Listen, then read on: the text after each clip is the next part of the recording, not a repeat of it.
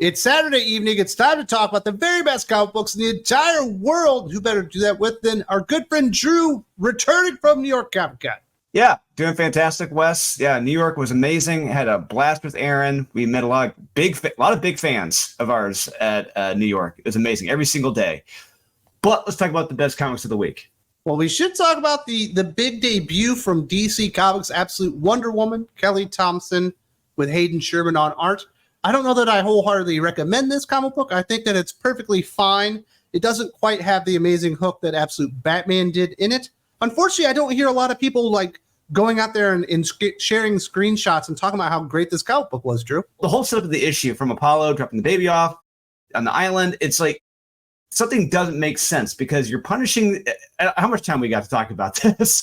Because there's a lot of problems with the setup for it. It's an interesting story. It's an interesting character. I do like what they've done with this character. I wouldn't call her Wonder Woman. It's Witchy Woman. But yeah, the art really isn't. I mean, look, the art is okay. It's not a mainstream art style. It's not Marvel or DC. This is very much an indie art style. And it's very much a take it or leave it. And it's okay at best. It's okay. It's not great. It's not bad. It's just there. There are moments when you have close-ups of her face and you see the weird red and black coloring on her eyes that I think the comic book is kind of striking to look at and has a nature to it that's pretty good. But anytime like you have these big wide-angle shots, the art quality really decreases and ends up being a very inconsistent over the life of the comic book and kind of unappealing in the end to me. Yeah, you're right. And yeah, the close-ups do look really good, look really striking. And so you can tell, was it Hayden Sherman was the penciler? He did a really good job on the close-ups. But like you said, when you expand out, you see the huge dragon monster, the cities, the people and everything. It looks like it was hurriedly drawn together. It looks like a lazy Martin Morazzo, who does the Ice Cream Man, just someone who just got it done in a day. And that's not really good when you're trying to set up a whole new Witchy Woman with DC Comics. And this is your artist. Someone's just going to hurriedly get it done. It's going to look half-assed. Yeah, that's what you get. Now, as far as the writer, Kelly Thompson, I'm not the world's biggest fan. I don't think she really nailed anything in Scarlet. I think Birds of Prey isn't very good, but I do think this is probably her strongest start, probably since Mr. and Mrs. X, which might be 7 years old at this point. I know it was quite a while ago when that book came out. And that's probably the best thing that I think she's ever done in her career, at least at Marvel and DC to this point. I think the concept behind Absolute Wonder Woman is really, really strong. Wonder Woman being raised in hell and going out and fighting monsters. I think that all kind of works. But she forgot the hook here of why you're supposed to come back. What's interesting about this? What makes this Diana Prince somebody that you want to really invest your time and money in? You almost feel that with Cersei, but you don't really get that with Diana, other than the moments where she's like taming the monsters and stuff like that when she's a little girl. And what would have helped is that if there was a mystery, if Kelly had not explained why Apollo dropped off Diana to Cersei on the island, if they had just left that all a mystery, you got a great hook. Just kind of like this baby being raised in hell. And Cersei, it's like, what's going on here? What's going on with this? It's going to be something unique and different.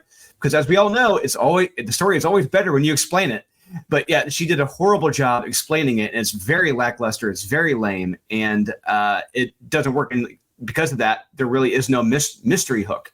And the cliffhanger it's not really a cliffhanger. It just ends, kind of. And unfortunately, this book is kind of like a death by 1,000 paper cuts. It's a ton of small things in this book that really keep it from being a great book.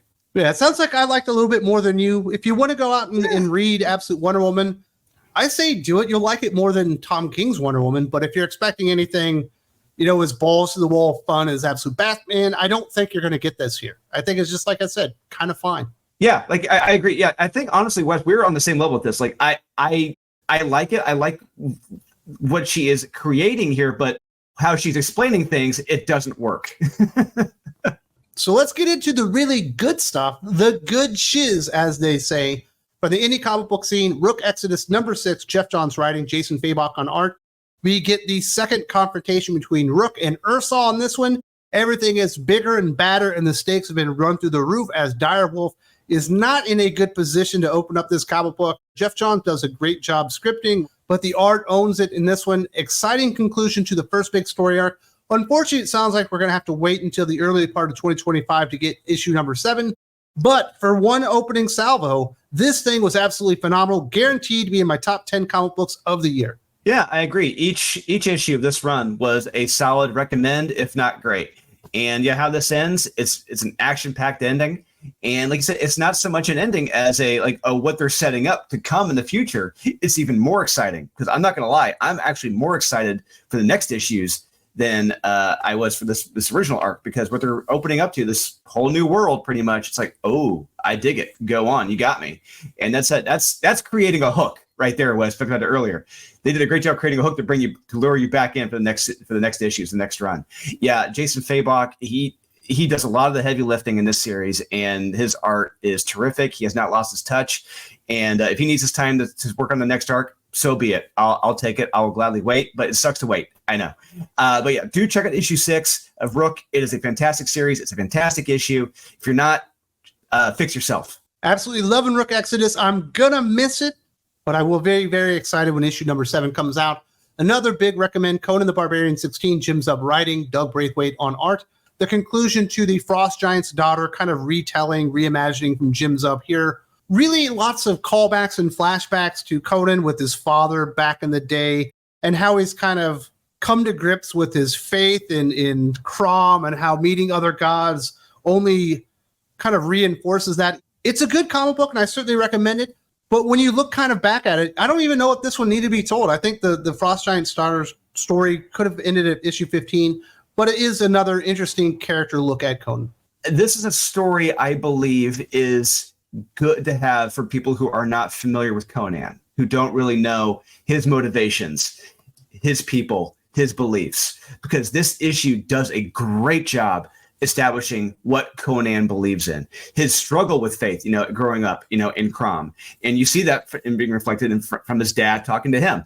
And we eventually, at the end of the issue, we do see where Conan is in his belief. And you see how his interactions with the Frost Giant's daughter, that really changed his outlook, on his 5 senses. He knows that there is something more out there. There's something grander out there now.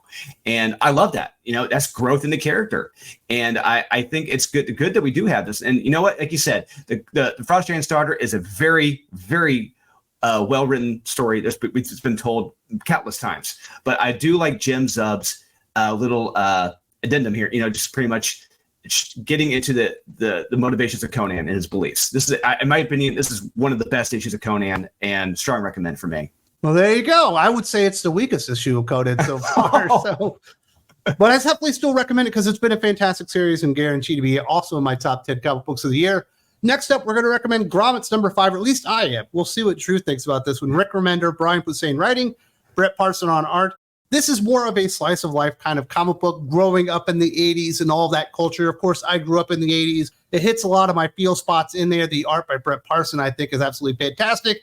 And who can't kind of relate to a kid being at a party, all of a sudden the jocks show up, they're trying to hit on their girls, and next thing you know, they're about to fetch a beating, and I end up having a lot of fun with it, and it's a lot of stuff that I remember happened when I was a kid.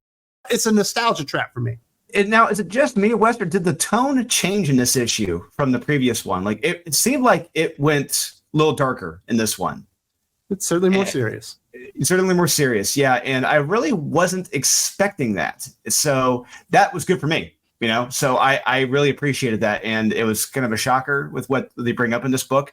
And I did slightly enjoy it. Yeah, it's like I said, it's not bad. It's not great. It's good. Like you said, it's a completely different type of comic book story. It's a slice of life book, and typically I'm take it or leave it. But what they've done here, because hey, we grew up in that age, and I enjoyed it for what it was. As someone who's younger who didn't enjoy it and wasn't alive during that time frame, they may have a hard time connecting to it.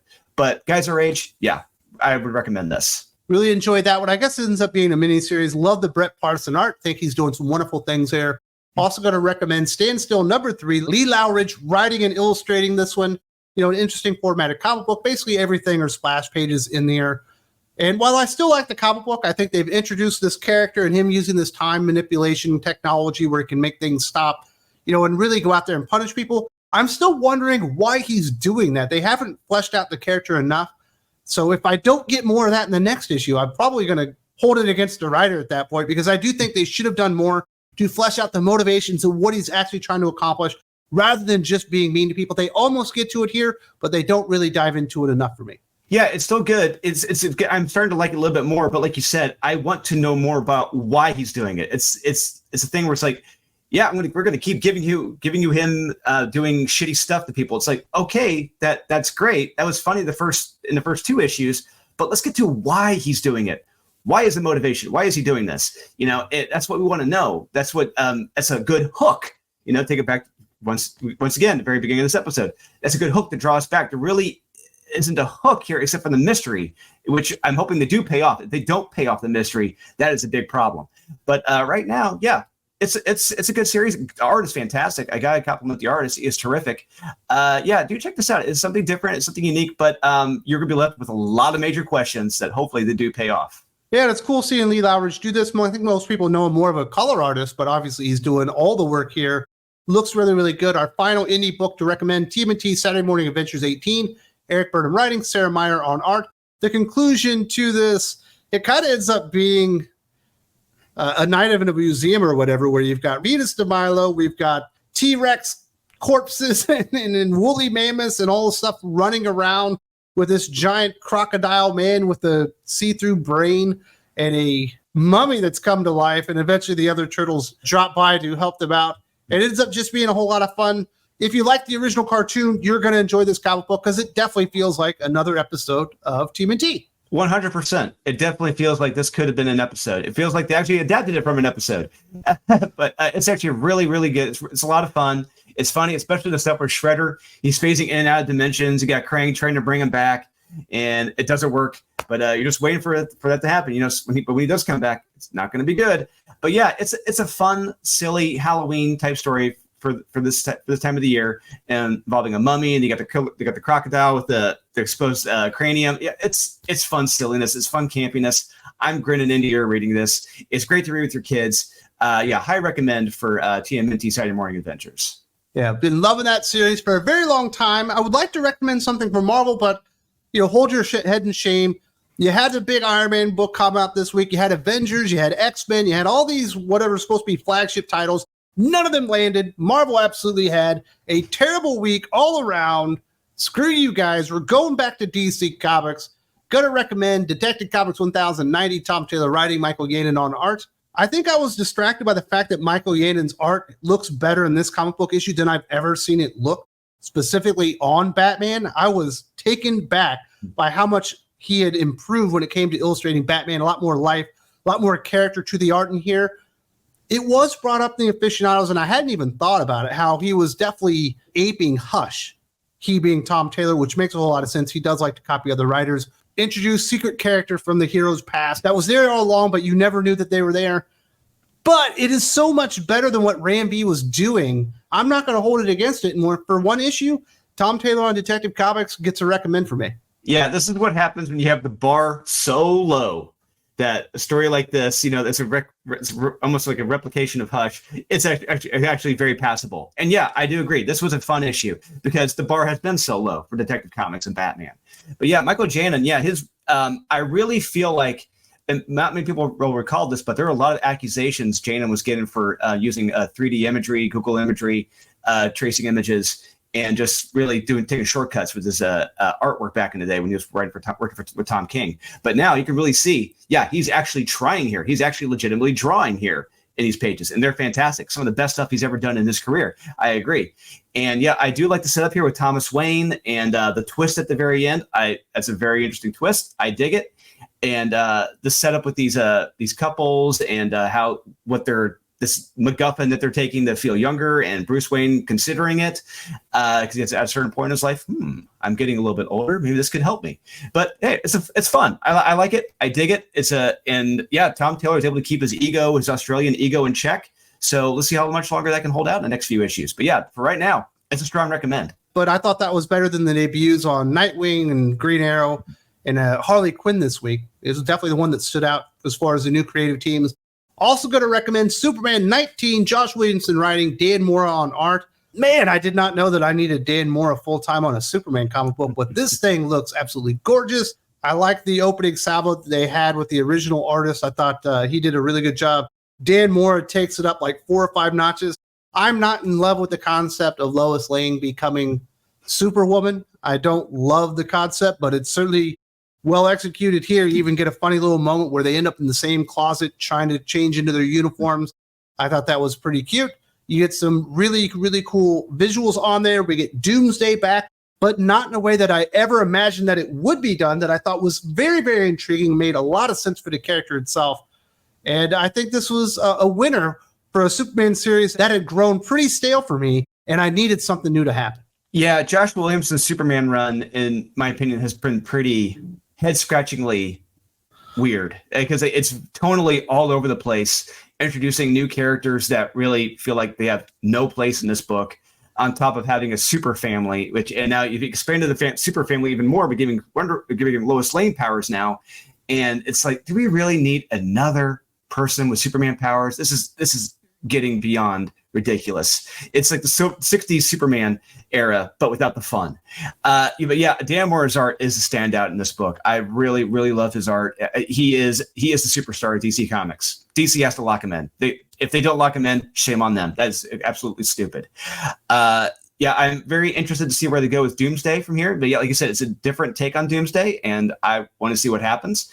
Yeah, it's for right now. It's a recommend, and it's got me coming back. It's got a good hook for me to come back for the next issue. And definitely thank you very much to Drew for joining us here today to talk about the best comic books of the week. If you would like more of this, but in a bigger format, we do have the Hot or Not podcast with our good friend Jim from Weird Science every single Thursday, all on Think Critical Patreon, exclusive to there. There's a link in the video description if you would like that, as well as the Doc Q&A, Doc Unfiltered. We got the Geek Fix with Aaron Sparrow, extra videos, reviews, and all that kind of stuff. Hope to see you there very, very soon.